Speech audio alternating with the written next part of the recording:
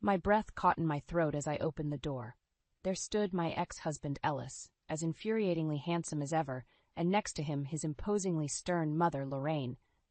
"What the hell are you doing here?" I demanded, blocking their entry. Ellis flashed his signature dazzling smile. "Aren't you going to invite us in, Bryn?" I crossed my arms. "Absolutely not. How did you even know where I lived?" Lorraine huffed indignantly. "We asked your sister, though I can't fathom why she'd tell us after how dreadful you treated our Ellis." My jaw dropped in disbelief. The audacity! I straightened my back and met Lorraine's glare. "You have 10 seconds to explain yourselves before I call security." "Bryn, dear, no need for threats," Ellis interjected gently. "We merely want to discuss our living arrangements now that the unnecessary hostility from our split has faded." "Living arrangements? Is he serious?" He stood there perfectly poised in his designer suit, as if this were a business deal. I almost laughed at the sheer lunacy. "Ellis, if you think for 1 second that I'd ever allow you back into my life—" "We understand you're still emotional," Lorraine interrupted, "which is why Ellis and I have decided I will move in as well temporarily to ease the transition." Transition? Now I knew they'd lost their minds. I stepped forward, backing them towards the elevator. "Let me make this crystal clear. There is nothing to transition back to. We are divorced." Ellis's smile faded, his voice taking on a hint of steel. "Don't be rash, Bryn. You may regret it." "A warning? From him?" My temper flared. "The only thing I regret is wasting years married to you. Now get out before I call security and the police." I jabbed angrily at the elevator button. The doors slid open and I motioned brusquely for them to leave. Ellis hesitated, then stepped in, Lorraine close behind. As the doors began closing, Ellis called out, "Remember, Bryn, you forced my hand." I caught my breath, pulse racing. Forced his hand? The veiled threat hung in the air. I had no doubt Ellis was ruthless enough to follow through if I didn't act first. I strode rapidly back into my condo, locking the door. I wouldn't put it past them to try to re-enter while I was distracted. I poured myself a shaking glass of wine, equal parts furious and unnerved. So this was Ellis's endgame. He likely assumed the divorce left me broken, expecting me to cave to his demands. He always did underestimate me. I downed the wine in one long swallow. Well, not this time. If it was a war Ellis wanted, then it was war he would get. And I refused to lose. I downed my second glass of wine, still reeling from the morning's confrontation. Ellis's parting words haunted me. Forced his hand? What exactly was he planning? My phone buzzed. It was a text from Lorraine. "We need to discuss this further. Expect us at 7 p.m. "The hell you will," I shouted at the phone. I fired off a reply. "Do not come here or I will call the police. This is harassment." Her response was swift. "Don't be dramatic. We just want to talk." "You owe it to Ellis after everything you put him through." I threw the phone down in disgust. Everything I put him through? The years of subtle neglect, the selfishness, the cavalier infidelity, that was all on him, and his viper of a mother encouraging it every step of the way. No, this little visit was the last straw. I wouldn't sit back and let them bulldoze over me anymore. If Ellis wanted war, I would bring it right to his doorstep. I began gathering every sordid detail I could on Ellis. I called old friends, colleagues, anyone who I thought might have dirt on him, and dirt I got. Ellis's law partners hinted at shady financial dealings. Old flames alluded to affairs. I even learned of recent harassment allegations from his young, attractive assistant, Jenna. My anger burned hotter with each new discovery. Not only was Ellis a cheating snake, but a ruthless, corrupt one at that. By 5 p.m., I had compiled a stockpile of incriminating evidence. My phone buzzed again. My mouth twisted in disgust seeing it was another message from Lorraine. "We'll be there at 7 whether you like it or not. I have already made up the guest room for Ellis. My son deserves to be comfortable." Comfortable? I would make sure he and his despicable mother were anything but. At 6:55 p.m. sharp, I headed down to the lobby, a satisfied smile on my face. Right on cue, the elevator doors slid open. Lorraine strode out first, her pinched face set in a haughty sneer. Ellis slunk behind, his eyes widening when he saw me waiting for them. Before either could speak, I held up a hand. "I have had quite enough of this little charade. If you try and harass me again, I'll make sure you regret it." I locked eyes with Ellis. "You have no idea what I'm capable of." His cocky grin faltered. I pressed my advantage and stepped forward, glaring menacingly. I promise you, keep this up, and I'll bring your entire world crashing down. My voice shook with rage. Without waiting for a reply, I turned on my heels and left them gaping speechlessly. I had declared my war in no uncertain terms. I almost pitied Ellis. He had poked a sleeping dragon, and my fury was just beginning to wake. I arrived at my lawyer's office, files in hand, ready to launch the opening salvos of my war against Ellis. His threats still rang in my ears, fueling my determination. If he thought I would just stand by, he was dead wrong. "Bryn, always a pleasure," greeted Jacob, my seasoned attorney. We exchanged quick pleasantries before I eagerly presented my findings. I wanted to wipe that smug grin off Ellis's face permanently. "This is quite an impressive dossier," Jacob remarked, pages spread across his desk.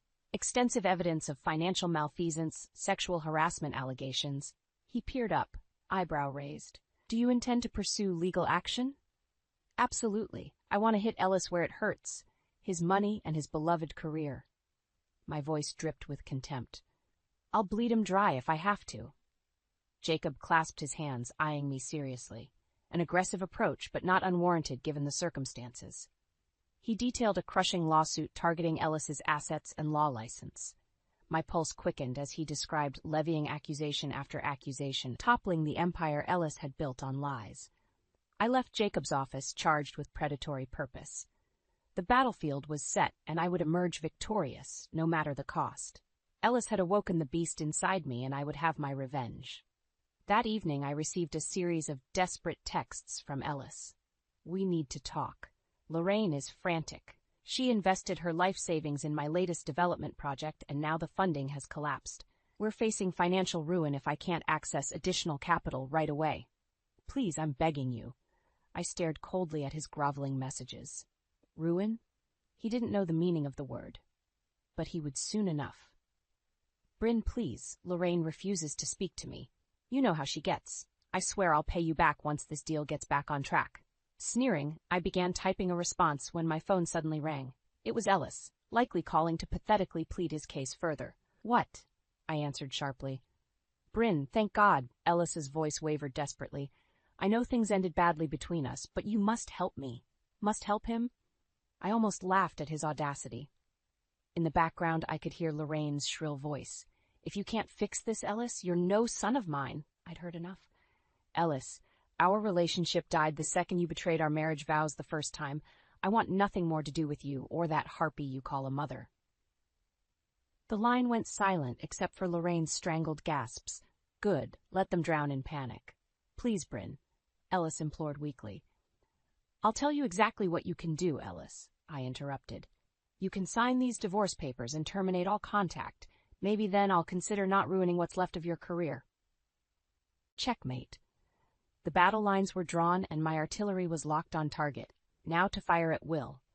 The silence on the line felt endless as I awaited Ellis's response. Finally, in a broken whisper, I heard him utter, "As you wish, I will sign the papers." His defeated words were sweet satisfaction. I promptly received the signed divorce decree, granting me a clean break along with a substantial settlement befitting my suffering.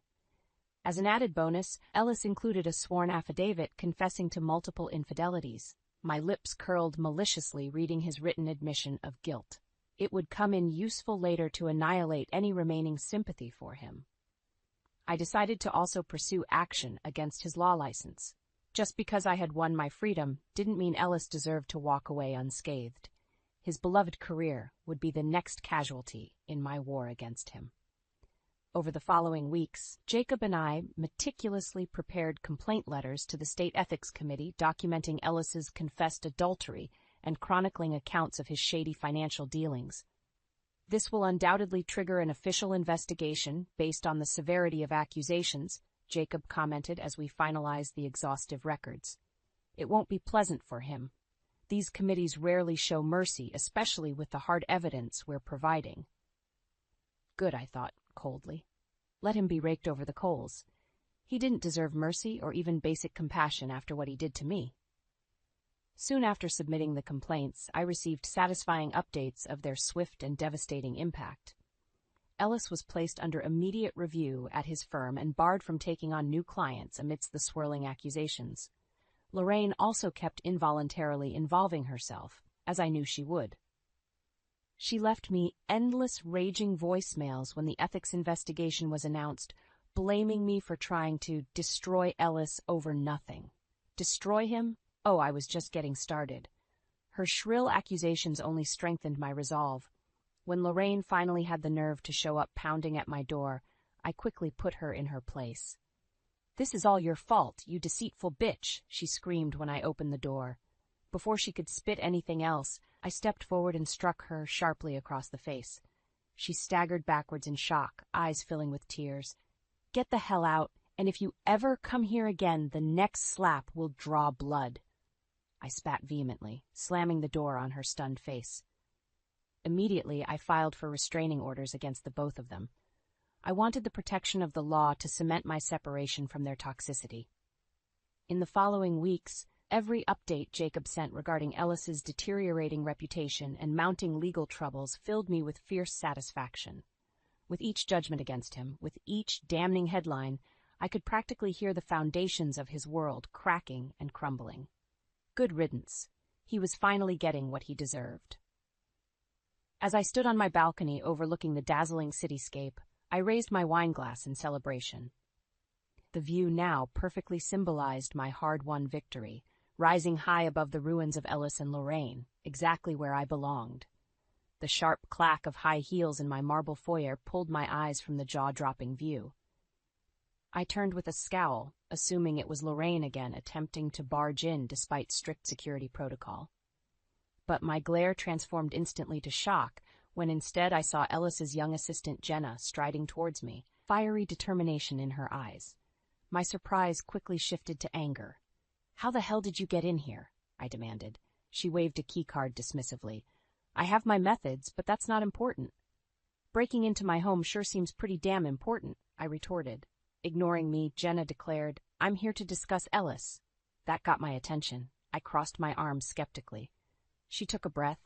"You should know, Ellis and I are seeing each other. Have been for a while, actually." Seeing each other? Why wasn't I surprised? Ellis always did have a penchant for screwing young subordinates. First his pathetic associate at his old firm and now his new assistant. Despicable but almost impressive in the sheer audacity. I raised an eyebrow. So the harassment claims against him were what? Foreplay? Jenna flushed angrily. "No, I really was upset with him at first. The way he pursued me was so aggressive and manipulative." Her voice trailed off. Interesting. I wondered what lies Ellis had fed her to get into her pants. Jenna finally met my gaze. "But over time he made me feel so special, like I was the only one who really knew the real him, you know?" I stared at her blankly. Oh, I knew the real Ellis, all right, a selfish, sneaky scumbag. But I bit my tongue, curious where Jenna was going with this sob story. Haltingly, she continued. "The point is, I think I love him, and I want to help fix this situation with you and his mother." Fix this? I almost burst out laughing. There was no fix for what Ellis had done, but Jenna's hopeful eyes stopped my bitter response. "Ellis says if you two could just talk," she trailed off hopefully. Now I did laugh harshly. Jenna listened closely. "There is nothing on earth that could convince me to willingly speak to Ellis again." I sighed, seeing her face fall. "I know you think you see something special in Ellis, but take it from his ex-wife. That man doesn't have a sincere bone in his body." Jenna's lip quivered. For a moment, I almost pitied her. Clearly Ellis had spun an expert web of lies and empty promises, just as he had with me years ago. Straightening sharply, I opened the door and motioned for her to leave. "Go find someone who treats you with genuine care, Jenna. Ellis isn't capable of that." Her eyes watering, Jenna hurried out without another word. I firmly shut the door behind her. Sighing deeply, I leaned against it for support. Oh yes, Ellis certainly had a type, young, naive, and vulnerable. Well, his new plaything was about to get a brutal life lesson about the true ugliness lying underneath Ellis's polished veneer, a lesson I knew all too well. In the weeks following Jenna's unexpected visit, I immersed myself in work, trying to forget the latest absurd drama. I had just secured a major promotion, validating years of tireless effort. I wouldn't let Ellis undermine all I had achieved. That resolve wavered when I arrived home one evening to find Lorraine lurking yet again outside my building, still somehow evading security. Her piercing voice cut through the night air before I could avoid her. "I hope you're satisfied with yourself," she seethed. "Ellis is at risk of losing everything because of your petty grudge." Petty grudge? I marched up to her menacingly as she continued her tirade against me, jabbing her bony finger in my face. I'd had enough. With one forceful shove, I knocked her back against the brick exterior. She yelped painfully. "If you harass me again, they'll be carting you out of here in a body bag," I growled through gritted teeth. "Stay the hell away from me." I stormed off, leaving Lorraine sputtering furiously.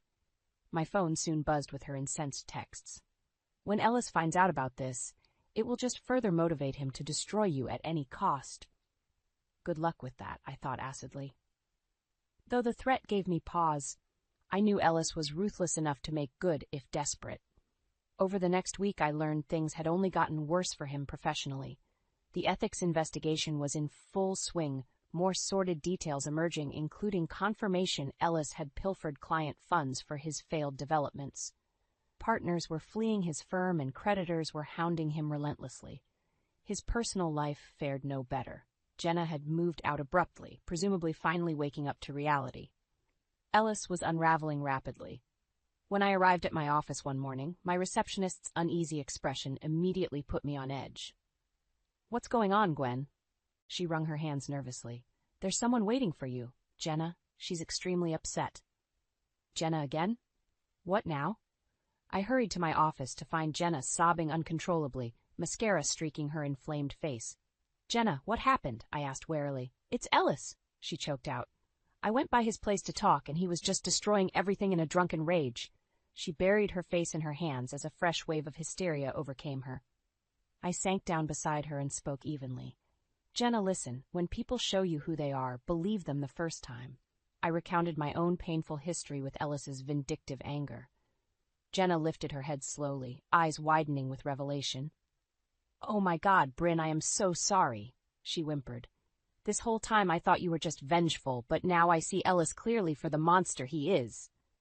I nodded gravely as she divulged new information on Ellis's violence and manipulation against her, cementing his abusive patterns. As Jenna composed herself, we agreed to coordinate with authorities on appropriate restraining actions.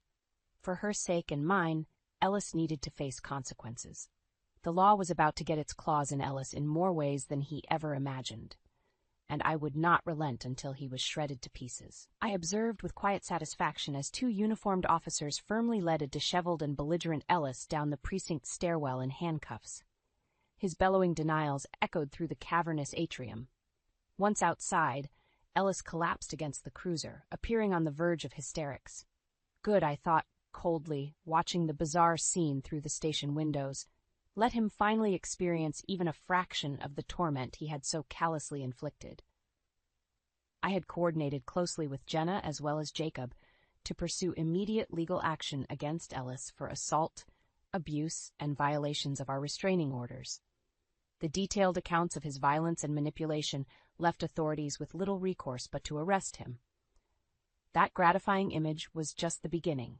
Over subsequent weeks, I was regular fixture at the courthouse, bearing witness to the comprehensive dismantling of Ellis's life. The ethics committee convened intense hearings, pouring through reams of records I had supplied confirming not just Ellis's adulterous behavior, but willful professional misconduct. Account statements showed substantial sums Ellis had funneled from client estates into his own failed ventures.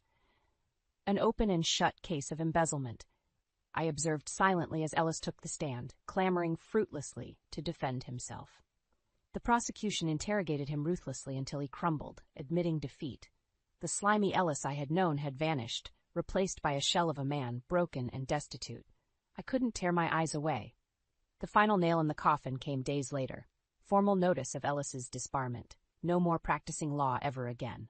As Jacobs reviewed next steps, including potential jail time based on criminal financial charges, I saw years' worth of anguish finally lifting. I had won. Leaving the courthouse, I practically floated down the steps before a shrill cry of despair jarred me. Lorraine. In my satisfaction, I had almost forgotten about her. I watched, curious, as she desperately shoved through the crowd of reporters searching for Ellis. She finally spotted him retreating hastily towards a waiting town car. Ellis, Lorraine cried pitifully, chasing after him. You can't abandon me. I gave up everything for you. Ellis yanked the car door open angrily. You and your foolish ambitions got me into this mess. I want nothing more to do with you, he spat venomously. The car sped off, leaving Lorraine standing alone, crestfallen. My heart almost went out to her before I swiftly quashed the thought. She deserved this too for enabling Ellis at every turn. I strode straight past Lorraine's hunched form without a word. I had finally excised their poison from my life completely. Glancing back, I saw Lorraine turn slowly, her sunken eyes meeting mine one last time, filled with pain and true understanding of betrayal. I held her gaze indifferently, then shifted away. The hot sun beat down on me as I departed, but I had never felt such lightness. True justice was done. Now to live my life wholly and completely free. Sighing deeply, I sank back into my office chair, basking in the glow of a radiant sunset, bathing downtown in golden hues. I glanced contentedly around the spacious corner suite, a visible testament to my professional successes since leaving Ellis's toxicity behind. I had swiftly risen through the executive ranks to spearhead major marketing campaigns that propelled our firm to record profits. Recognition followed, including well-deserved promotions and industry accolades, affirming my strong leadership vision. Gone were the days of simmering resentment and emotional turmoil that had defined my marriage to Ellis. In its place now stood confidence, self-assuredness, and clarity of purpose. I embraced my seat at the table and reveled in hard-won autonomy. The board was even grooming me for an imminent CEO role, acknowledging my instrumental role in recent triumphs. My throat tightened unexpectedly with emotion. God knows Ellis and Lorraine would have ruthlessly exploited my position and earnings for their own selfish agenda, just as ruthlessly as they had our marriage. Now there were no parasitic ties hindering my ascent. I had clawed my way to the top alone on sheer grit and refusal to be defeated. And I was just getting started. A light rap at my door pulled me from my thoughts. I waved my assistant Devon in cheerfully. His amiable competence and organization were indispensable. Here is the market analysis you requested, he said, handing me a freshly bound presentation. Also, your guest has arrived downstairs. I smiled broadly, heart quickening. Excellent, send him up, please. Moments later, I heard a firm knock. I opened the door to find Ryan standing there, looking striking as ever in a tailored suit, his warm brown eyes crinkling into a smile as he gave me quick kiss. His stable warmth was exactly what I needed after years wedded to Ellis's turbulent chaos. We reconnected by coincidence when Ryan joined the firm's legal team, finding chemistry still lingered from our college days. An easy rapport quickly blossomed into a blossoming relationship on my terms and timing. Ryan was more than willing to accommodate, showing genuine care and respect. No pressure, no suffocation, just unwavering support. I invited Ryan to sit on the plush sectional and popped a celebratory bottle of Dom Perignon I had been saving for this special milestone. I regaled him with the latest positive developments, confidence growing with each effervescent sip. Ryan listened attentively, interjecting words of encouragement and pride in my accomplishments. I realized suddenly I hadn't felt this secure in my entire adult life. Ryan wrapped his arms around me reassuringly, as if reading my thoughts. No, with him I had found an equal partnership, one grounded in trust and healthy boundaries, the very foundation Ellis had torpedoed. Gazing out at the glittering skyline abuzz with possibility, I nestled contentedly into Ryan's sturdy embrace. The sweet taste of triumph filled my mouth, more rich and satisfying than the finest champagne. I had awoken from the nightmare years ago. Now at long last I could bask fully in the dawn of blissful new beginnings.